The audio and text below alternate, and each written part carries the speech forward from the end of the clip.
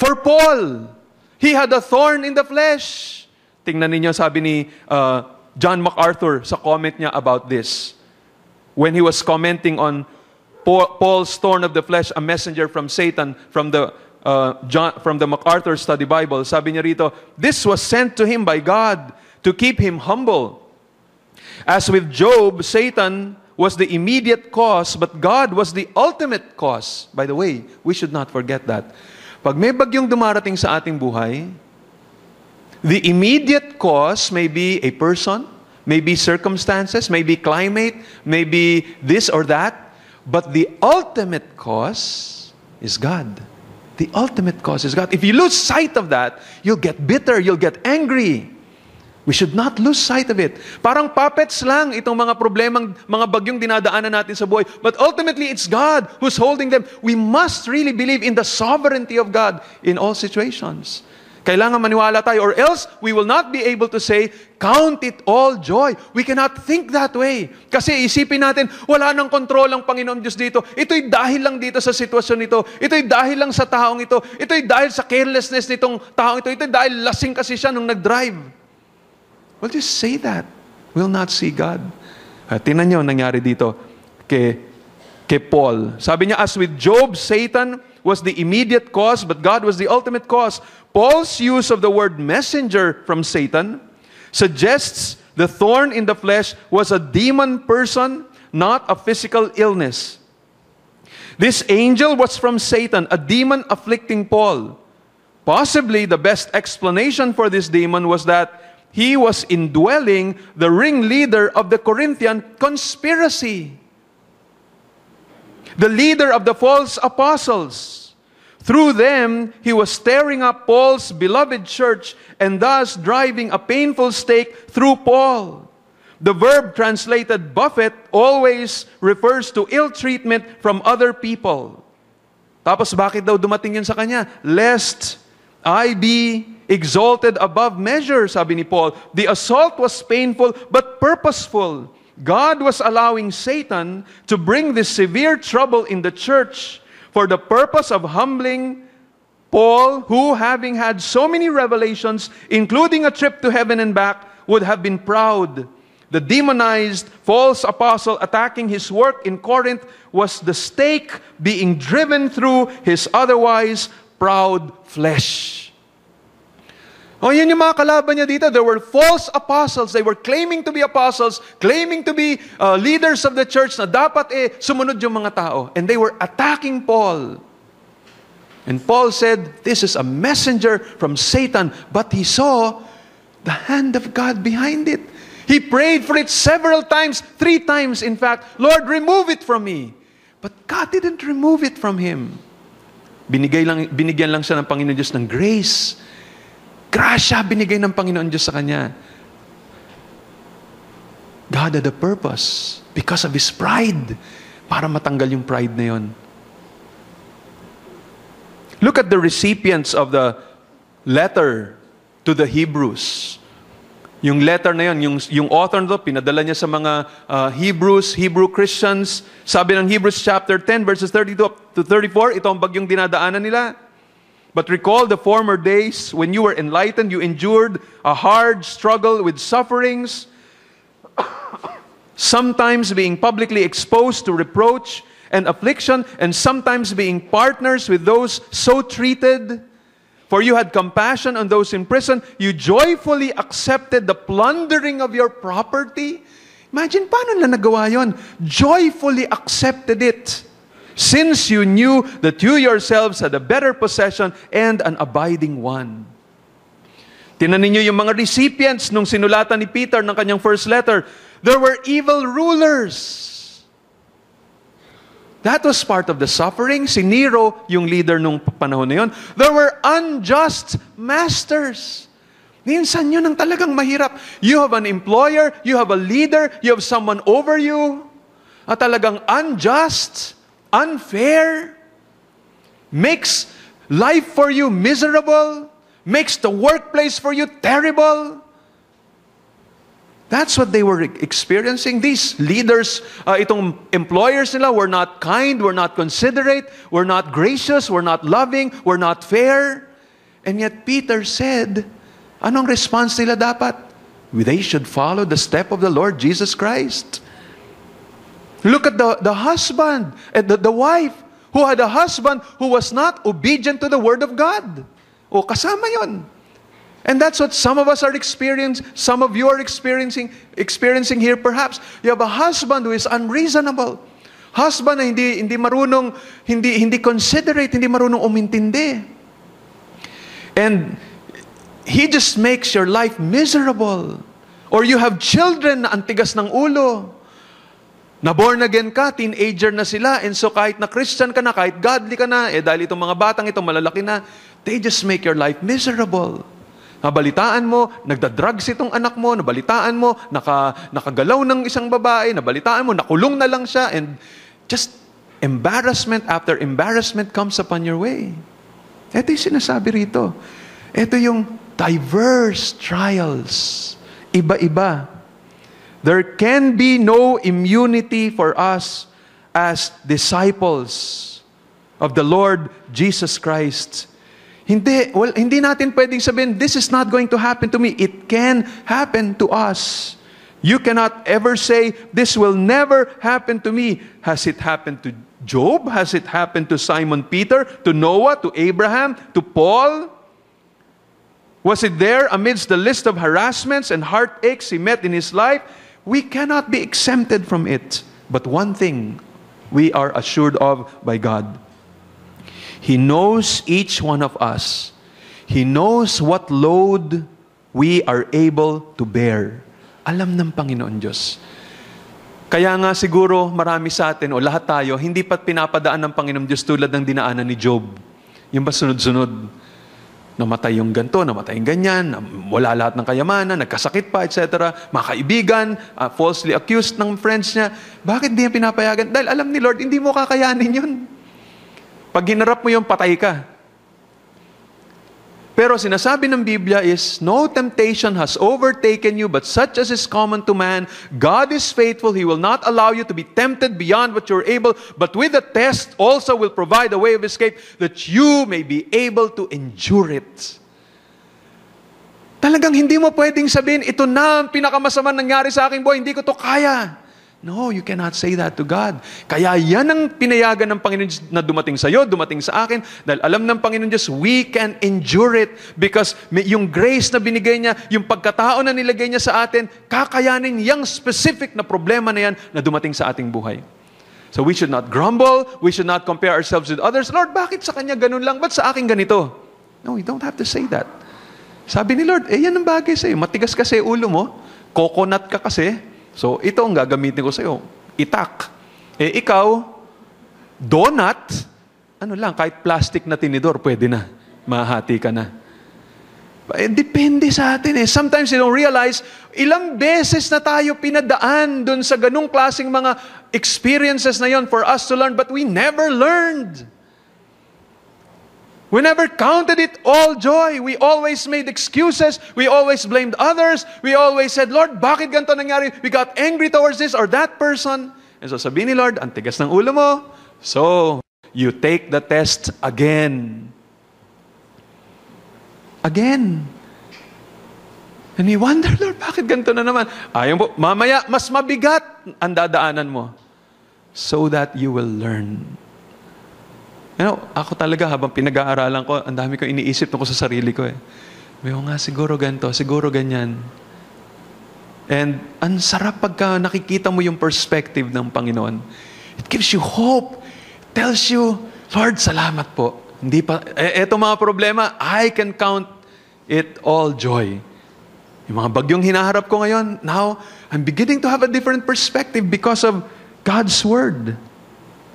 And then another thing that's interesting na sinabi rito, count it all joy. All joy. Lahat joy. Hindi mo pwedeng sabihin, sana Lord, ganito lang yung problemang pinaano mo sa akin. Nung ganito, may taong lumapit, merong nag-counsel, merong nag-comfort, merong kong kasabay dito. Ngayon, Lord, ako lang mag-isa. And you just think na there are some things that you can count with joy, but there are other things talagang hindi. You will count it as real problematic, as real talagang depressing No, all. Count it all joy. It's 100% joy na dapat nating ilagay doon. Yung mismong problema, you can look at it as God's instrument to bring you, to accomplish His purposes in your life. Hindi mo na babawasan yon. Sana hindi mo na kailangan i-desire. Sana naging ganito na lang. Sana ganito ang nangyari. No, all of the aspects, darating yung ganito, darating yung ganyan. Di mo pwedeng sabihin, di ba pwedeng ito na lang, Lord? Pwede bang piliin ko na lang? No, you must allow everything that the Lord will allow to come to your life. Tanggapin mo yun. Count it all. Count it all joy. Think that everything, every aspect, this person who did this situation that happened, this result na nangyari dahil dito, ganito, ganyan, ganun na nangyari, all of that put together, Lord, all of this, I count it all joy. Hindi yung, ito lang problema, Lord, kaya kong tanggapin ito. Pero bakit kasi nito sinabi dun sa ganun? Bakit niya sinabi dun sa ganun? Ngayon, 1,000 na ngayon ang problema ko. Sometimes I feel that way. I would run after this problem, run after that problem, because of a consequence of this or that. Sometimes I would say, bakit? Ba't ganito? Masama loob ko. But now I begin to realize, mali. Dapat hindi sumasama loob ko. I must say, all. I need to count it all joy. I need to see God's perspective regarding this. I need to see the future. Lahat ito may purpose. Kailangan payagan ng Panginoon Diyos yung consequence na yon. Hindi pwedeng ilimit ako dito sa nangyari dito. Hindi ko pwedeng sabihin, sana sila na lang ang nakakaalam. Bakit nalaman pa ng iba? Bakit nalaman pa ng ibang church yung problema namin? Bakit ganun pa? No, I must allow that and say, Lord, even those things, I count it all joy. Meron dahilan. As I look at your faces, daming pumapasok sa aking isipan. Some of you, as I look at you, I realize ko, your wife is not here with you. She's in another church. And you're saying, Lord, why? Count it all joy. Count it all joy. Some of you are thinking, Lord, naku, bakit hindi umattend sa ganito o si ganyan yung isang taong gusto kong naroroon? Count it all joy. Lord, bakit ako bumagsak? Bakit ngayon pa dumating itong mga exams na to? Hirap na hirap, babagsak ako. Count it all joy. Bakit ngayon pa namatay si ganito at ganyan? Count it all joy. Bakit ngayon pa ako nagkasakit? Kailangan ako ng aking mga anak. Count it all joy. All of those aspects. Huwag mong pipiliin. Sabi mo, Lord, your sovereign hand. How can we attain to this? Again, by getting our minds going. By leading, by taking authority over your mind toward the right biblical considerations. Do scriptural analysis by thinking of your trials from God's perspective.